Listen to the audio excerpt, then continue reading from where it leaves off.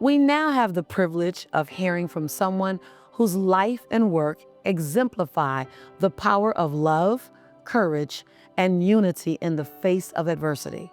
Julie Mates takes us on a journey through the heart of humanity's most pressing challenges, from environmental degradation to the invisible chains of modern-day slavery, and shows us that hope and action are intertwined. Kia ora, hi, I'm Julie Mates, and this is my story of Rise Up. I suppose the song of Dolly Parton's sums it up pretty well. She says, the world is on fire, and when do we lose that ability to care? And the Olympics, which has been around for an awfully long time, has a 4-year cycle, and we saw in France, where so many countries came together, united by sport, that there was harmony in the world, and there was a peaceful world. I also think of the Rugby World Cup, where New Zealand and South Africa played together. They hadn't played in this final, since 1995, which is the year of my son's birth. The captain of the South African team, Khaleesi, when they won the game, he said, "We played as a team. When we all work together, we can actually create solutions." And this is sort of like the message, really. If we can all collectively work together. Humans at the moment are on their cell phones for 9 years of their life, which is a very huge amount. There's 50 million people in slavery, 8 billion people on the planet, and yet, and we have 15 billion cell phones. And if we have education and awareness, then people individually, collectively, one by one, family by family, if we can actually work together as families, everybody comes from one, and we could actually save our common earth, the things that we're deforesting for our technology, our gaming devices for our children, the PlayStations or the cell phones or the iPads, that we're deforesting the second largest rainforest in the world, and it's actually a carbon sink for the planet. When I was 26 years old, was in the Congo, the DRC at the time, and there was incredible love and kindness bestowed upon me in this particular area. And now this is the area where there's just so much conflict. And where 7 million people's lives have lost, and there's 2.7 million people displaced. And in a matter of about 4 years, it's gone from 2.7 to 6 million people whose lives are lost.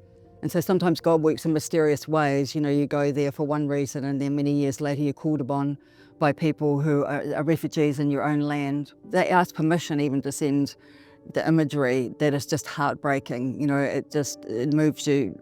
And Nelson Mandela says education is the greatest weapon, and that's the weapon that we need to use instead of the war weapons. That documentary that we did, which was called This Is What's Happening, the story of people like Lema Shambamba, who is a woman of hope in her own country, went to stand up for things and actually had to exile her own country, taking one of her children, and the other children hadn't been left behind.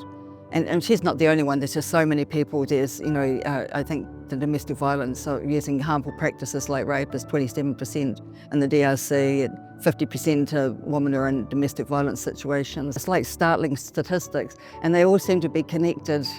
And so this is the voice for so many of those people. The reading of some of these chapters, like, the Rise Up chapter with Lisa Nichols. There's, it's written in books with Jack Canfield and many other people. So there's Hollywood Live, there's Times Square Today. There's different things that are out there, but also if people want to access it for themselves, they can watch the documentaries like This Is What's Happening. Look at the Sounds of Freedom. Look at Blood on Our Cell Phone, but become educated themselves really is the biggest thing. And that one by one, or Noah's Ark, 2 by 2, be better. We can actually transform the people, place and family.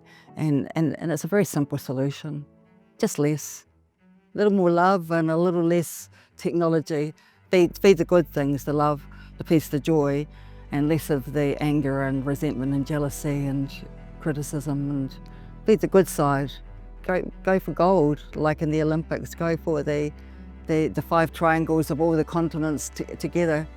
Go for the win for our planet and for our families. Julie's vision reminds us that each of us holds the power to rise, to heal, and to unite in the face of challenges that often feel insurmountable. Her words inspire us to reflect on the impact we have when we choose courage, compassion, and a commitment to change.